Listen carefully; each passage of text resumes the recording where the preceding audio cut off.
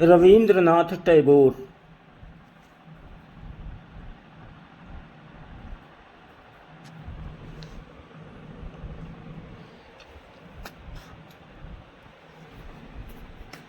कहानी रवींद्रनाथ टैगोर की जीवनी।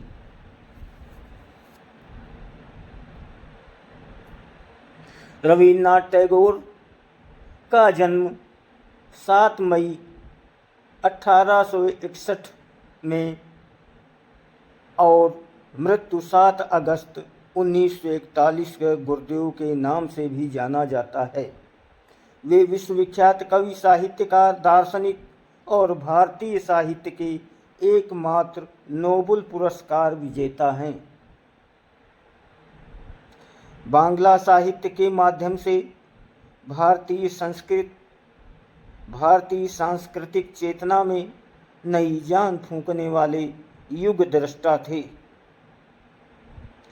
वे एशिया के प्रथम नोबेल पुरस्कार सम्मानित व्यक्ति हैं। वे एकमात्र कवि हैं जिसकी 2 रचनाएं 2 देशों का राष्ट्रगान बनी। भारत का राष्ट्रगान जन गण मन और बांग्लादेश का राष्ट्रीय गान आमार सोनार बांग्ला गुरुदेव की ही रचनाएं हैं।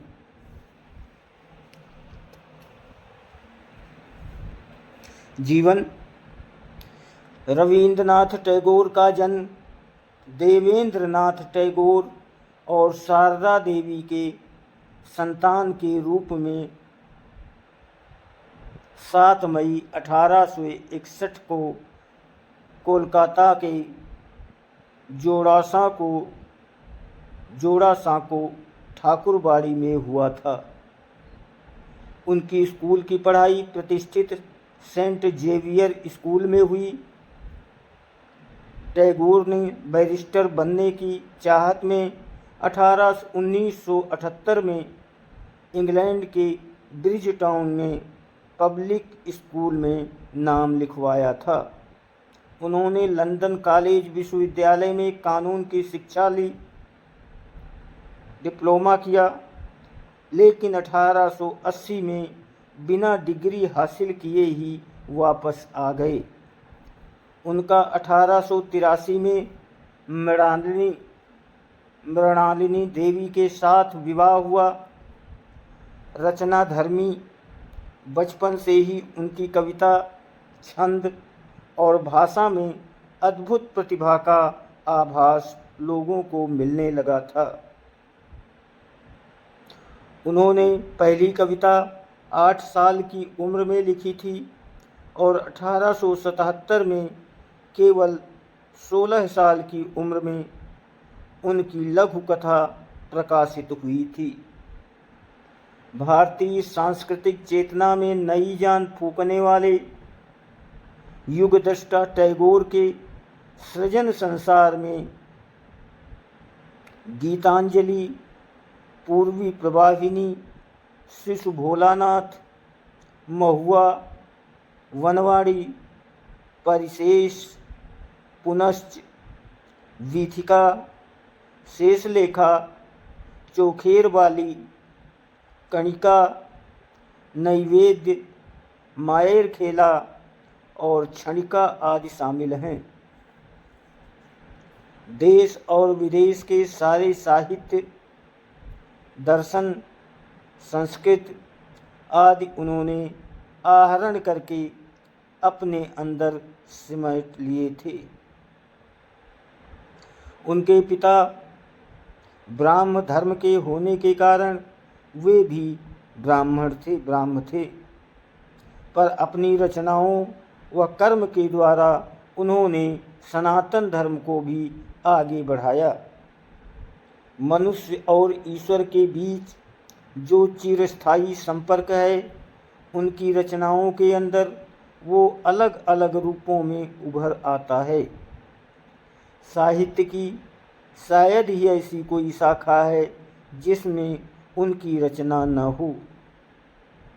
कविता, गान, कथा, उपन्यास, नाटक, प्रबंध, शिल्पकला सभी विधाओं में उन्होंने रचना की।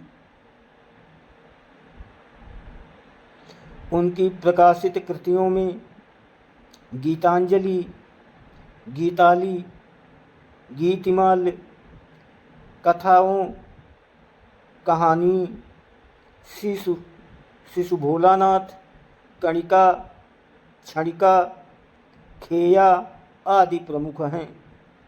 उन्होंने कुछ पुस्तकों का अंग्रेजी में अनुवाद भी किया। अंग्रेजी अनुवाद के बाद उनकी प्रतिभा पूरे विश्व में फैली। शांति निकेतन।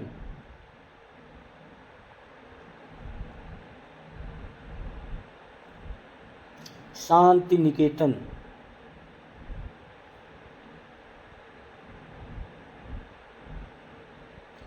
टैगोर को बचपन से ही प्रकृति का सानिध्य बहुत भाता था। वो हमेशा सोचा करते थे कि प्रकृति के सानिध्य में ही विद्यार्थियों को अध्ययन करना चाहिए। इसी सोच को मूर्त रूप देने के लिए एवं वो 1901 में सियालदाह छोड़कर आश्रम की स्थापना करने के लिए शांति निकेतन आ गए। प्रकृति के सानिध्य में पेड़ों, बगीचों और एक लाइब्रेरी के साथ टैगोर ने शांति निकेतन की स्थापना की। रविंद्र संगीत टैगोर ने करीब 2230 गीतों की रचना की। रविंद्र संगीत बांग्ला संस्कृत का अभिन्न हिस्सा है। टैगोर के संगीत को उनके साहित्य से अलग नहीं किया जा सकता। उनकी अधिकतर रचनाएं तो बांग्ला में शामिल हो चुकी हैं।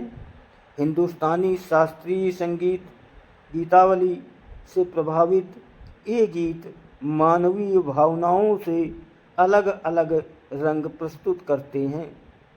अलग अलग रागों में गुरुदेव के गीत ये आभास कराते हैं मानो उनकी रचना उस राग विशेष के लिए ही की गई थी। प्रकृति के प्रति गहरा लगाव रखने वाला ये प्रकृति प्रेमी ऐसा एकमात्र व्यक्ति है जिसने 2 देशों के लिए राष्ट्रगान लिखा।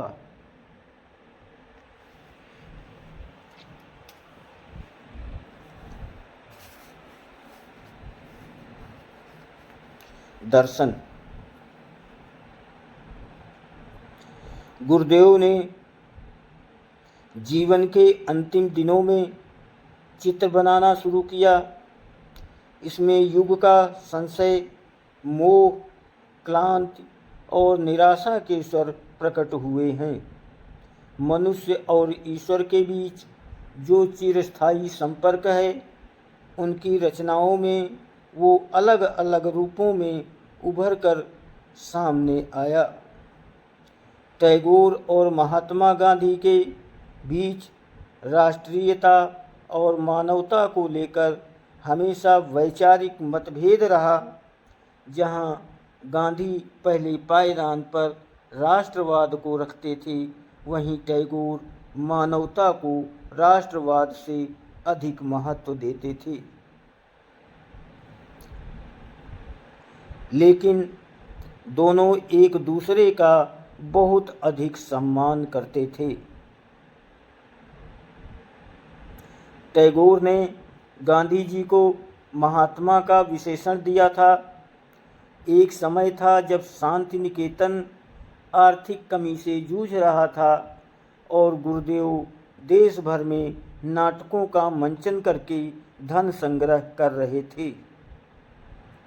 उस वक्त गांधी ने टैगोर को 60,000 रुपये के अनुदान का चेक दिया था।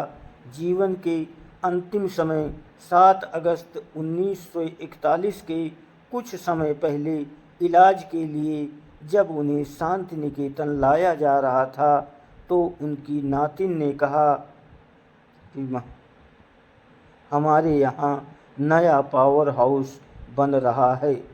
इसके जवाब में उन्होंने कहा, परलोक चला जाएगा, नए का आगमन होगा। उनकी काव्य रचना गीतांजलि के लिए सन 1913 में साहित्य का नोबेल पुरस्कार दिया गया।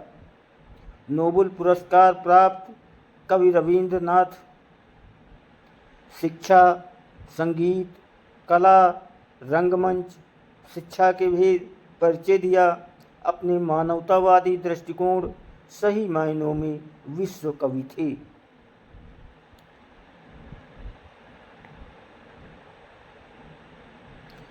टैगोर दुनिया के संभवतः एकमात्र ऐसे कवि हैं जिनकी रचनाओं को 2 देशों ने अपना राष्ट्रगान बनाया। बचपन से कुशाग्र बुद्धि के रवींद्रनाथ ने देश और विदेशी साहित्य, दर्शन, संस्कृति आदि को अपने अंदर समाहित कर लिया था और वो मानवता को विशेष महत्व देते थे। इसकी झलक उनकी रचनाओं में से प्रदर्शित होती है। साहित्य के क्षेत्र में उन्होंने उपहार स्वरूप दिया और उनकी रचना गीतांजलि के लिए उन्हें साहित्य के नोबेल पुरस्कार से भी सम्मानित किया गया था। गुरुदेव सही मायनों में विश्व कवि होने की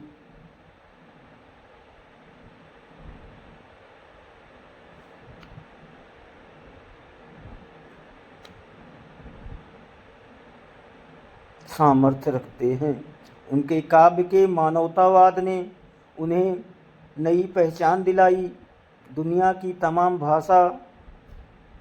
भाषाओं में आज भी टैगोर की रचनाओं को पसंद किया जाता है। टैगोर की रचना ने बांग्ला साहित्य में एक नई बहार लेकर आई थी। 1 दर्जन से अधिक उपन्यास लिखे। इनमें बाली, घरे बाहिरे, गोरा आदि शामिल हैं। उनके उपन्यासों में मध्यम वर्गीय समाज विशेष रूप से उभर कर सामने आया था।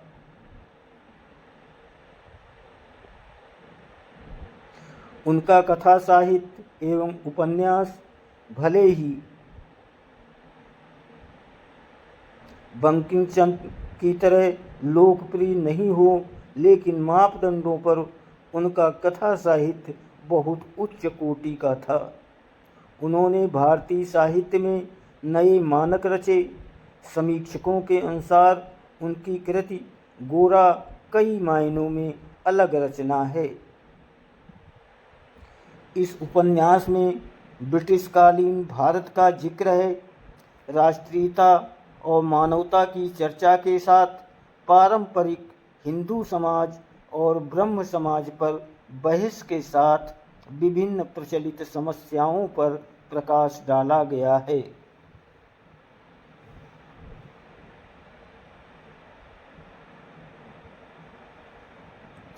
इसके साथ ही उसमें स्वतंत्रता संग्राम का भी जिक्र आया है।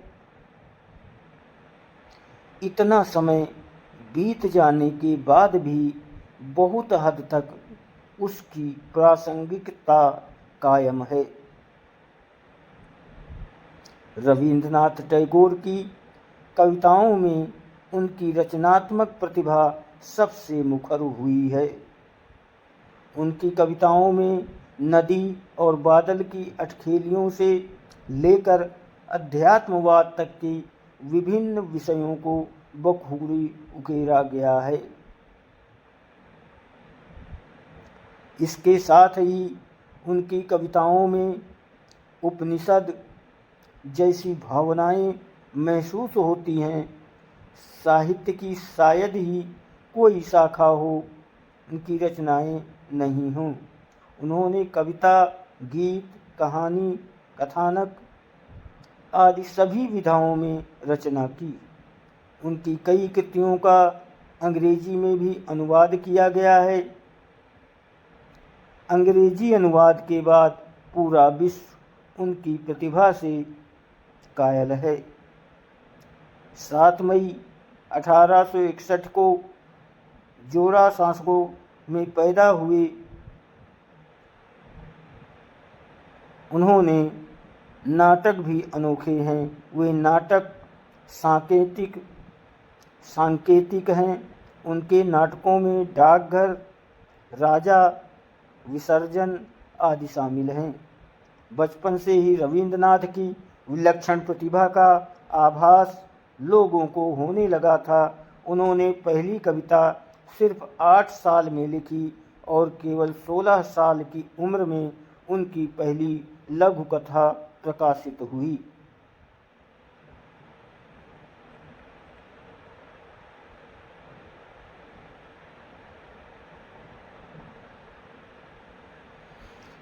रवींद्रनाथ की रचनाओं में मानव और ईश्वर के बीच का अस्थायी संपर्क कई रूपों में उभरता है। इसके अलावा उन्हें बचपन से ही प्रकृति का साथ काफ़ी पसंद था। रवींद्रनाथ चाहते थे कि विद्यार्थियों को प्रकृति के सानिध्य में अध्ययन करना चाहिए। उन्होंने इसी सोच को मूर्त रूप देने के लिए शांति निकेतन की स्थापना की। उन्होंने 2000 से अधिक गीतों की रचना की। रवींद्र संगीत बांग्ला संस्कृति का अभिन्न अंग बन गया। हिंदुस्तानी शास्त्रीय संगीत से प्रभावित उनके गीत मानवीय भावनाओं के विभिन्न रंग पेश करते हैं। गुरुदेव बाद के दिनों में चित्र भी बनाने में लगे थे। उनके चित्र ने अमेरिका, ब्रिटेन, जापान, चीन सहित अनेक देशों में यात्राएं की थीं। 7 अगस्त 1941 को देश की इस महान विभूति का देहावसान हो गया था। दोस्तों, वीडियो को लाइक और सब्सक्राइब ज़रूर करें। आपकी बहुत मेहरबानी होगी। आप सभी को बहुत बहुत धन्यवाद।